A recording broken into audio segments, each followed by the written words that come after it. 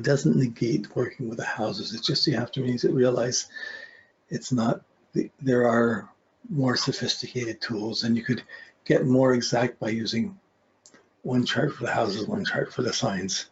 And they would be, they would each represent the two levels. Putting them on the same circle adds this slight distortion, this twist. In mathematics and music, everything's like perfect circles. And you measure perfect circles, but in nature, they're always ellipses. It's always a warped circle. It's never exactly so. And so there's slight distortions that come along this. So, okay, what have we got here? You can see the ecliptic going around with its space. You can see the shaded part of the declination where it's shaded in for the north or south of the equator. And you can see the little pink part, the red part that goes above the Tropic of Cancer. And if a planet happens to be there in that section and north, in northern latitude, north of the sun, it will end up being in north of 23 degrees, 27 minutes. That'd be north of the eclipse of the Tropic of Cancer. Those are the out of bounds points. So from the outside, this is what we're looking at. We're looking at a chart from the inside. So, but this distortion I want to explain a little bit more, because we've talked about it a couple of times, where you can have a planet near the ascendant and it looks like it's in the first house. It might be in the 12th. If you have something in the 12th, it might be in the first, depending on whether it's north or south latitude. And it stretches over on that. It's on a distortion. So this is one, and the same on the descendant. Something could be in the 6th house or the 7th house. It can change. It could, based on whether it's north or south. So it's not just a circle going around. There's a depth perception of where is it up or down as it's moving around. This is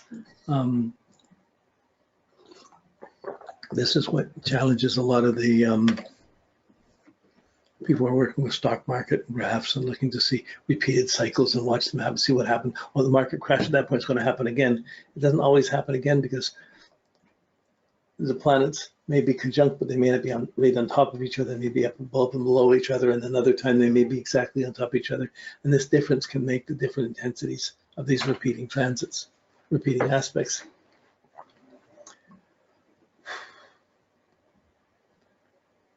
It's too much information when you're just learning the natal chart. When you start to make it connect and you start seeing how we're connected to life, to nature, to the world around us, it's a deeper challenge. And some of this we begin to see and evolve and develop this as we get through the progressions.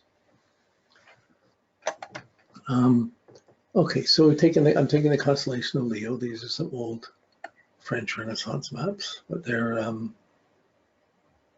GM Cagliaris. Oh no, it's 2002, but it was really their old maps. So, okay, here, Leo, lion, we're taking Regulus, the heart of the lion, the star, looking at the star here, and we're taking two stars. We're just making an imaginary two stars conjunct Uranus. So in the ecliptic, you can see here's the sun. The two red points would be the stars conjuncted in the same degree. It's not really that they're imaginary, but I put it there so you can see this effect. If it was a star, if it was a planet, it was whatever. Like if the planet, it's in the same degree in the chart if you're looking at it, but if it's north, and this parallel line, the shaded line, is the ascendant. So there's the dark, light and dark half. So there's the Regulus on the ascendant.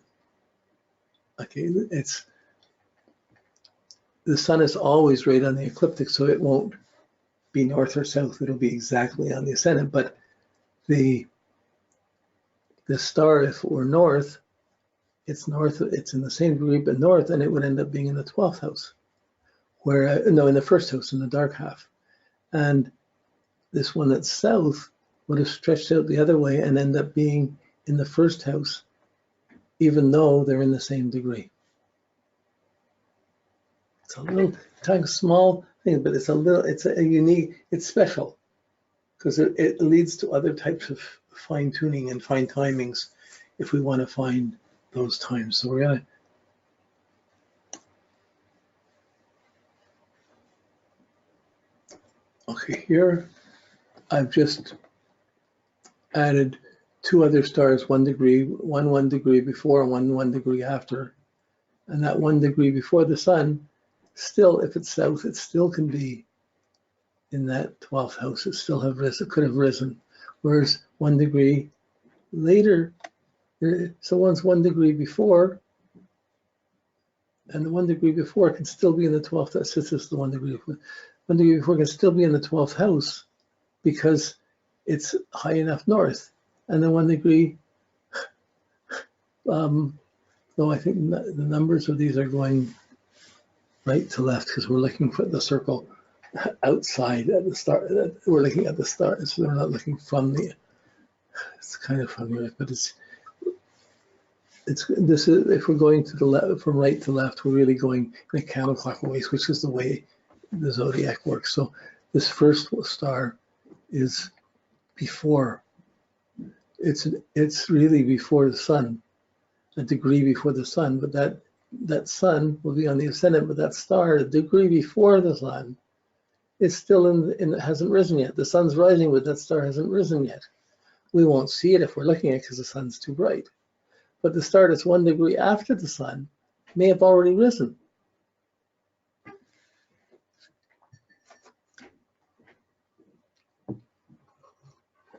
There's a lot of technical details like this. And at the beginning, when you're first starting, this is just a headache. You don't need to know that. You need to learn it and see the basics of astrology and that it works and how these things work and that they're real. Then you can start seeing the uniqueness of these fine tunings.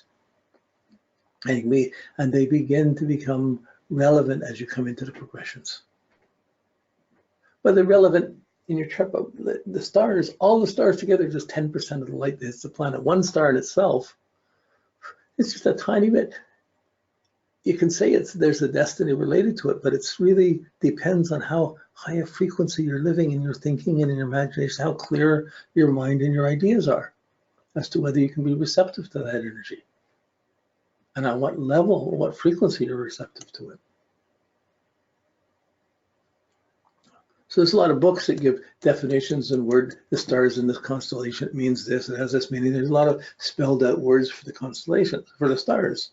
And they're very fascinating. And I think they can be taken into consideration as a myth or as a story, as a metaphor around the star, but I wouldn't hold it so exactly. I usually see the stars as points of light, other suns and other masters and other messages that are coming in that if we're aware enough, we can tune into. There are challenges to tune into them. A lot of people are just going on day to day and not even going to think about it. So this is a close-up looking at this. The 1 degree, here's 1 degree before the sun, or 1 or 2 degrees before that star is far enough north that it still would be in the hasn't risen yet. You said it's here, but it hasn't risen yet. Whereas how can this be? That's right. Okay, and the 1 degree after this, it has risen. So this distinction, it's good to know. Like our measuring system, when you're measuring from the ecliptic, you see when you add the houses to it, you're adding another system to it, and they're not exactly aligned. So if you did in algebra, or in geometry, you have a x and y square. There's your coordinates for a graph, and you can switch it all and rotate it. You can have an x1 and a y1 square. But you have to switch both of one to the coordinates of the other for it to be close. But in astrology, we have the x and y square, and we move one, and we're measuring x and y1, and we're using that for the signs in the houses. Like it's a little. It just happened because of the simplicity of using a circular chart, putting the houses on, what signs they're adding them on, and looking at the planets. That was a simplified literacy. It didn't have the detail and the accuracy that we have today. They had a more experiential observing of these things. Okay, so this we're going into the Virgo, and we're going to take Spica. We're going to take the 1 star in Spica. Spica, the bright star. And with this star, we're going to put 2 imaginary stars, one north and south, in the same degree. Okay, so and we have the light and the dark, the risen and below the horizon still going on. And so you see again 1 star in the same degree is north, and it's going to be not risen yet, and the one started south here in this case. It can be the other way around. You have to just know which angle the ecliptic is at to be able to see this. You have to see the drawing, because if you're north, it's going the other way, and the north can be not risen yet, and the south can be risen, can go into the first, and the north can go on the other half of the cycle.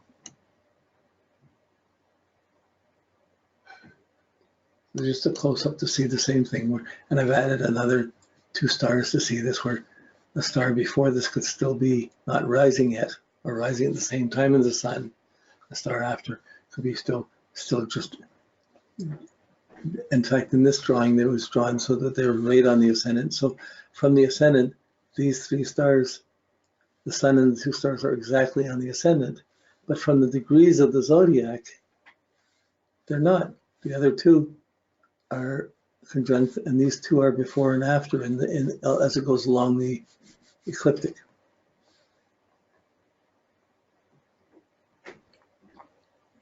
That's amazing. Like, we're looking at these really detailed things, but they have relevance, they have meaning. It's a phenomenon that goes on. You know, like,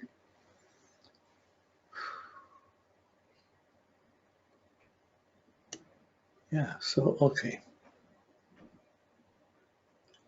This is the balance and the scorpion. We're going to look at these 2. I think we're going to take.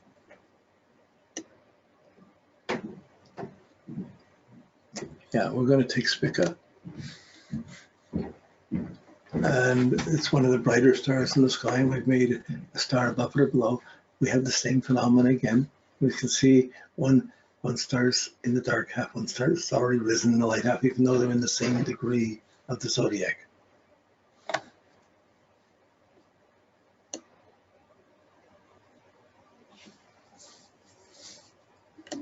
So we're measuring against the signs of the zodiac to the houses, and we're getting a lot of information, but we're not getting it. Only this becomes much more apparent when you're measuring. When you see it against the stars and you have a background against this, you can see this light and dark, and you get the spatial side of this to be able to see this. So this is we'll have a close up of this too, but we added the 2 other stars that are exactly on the ascendant, and the 2 that are conjunct the sun are, one hasn't risen yet, one has.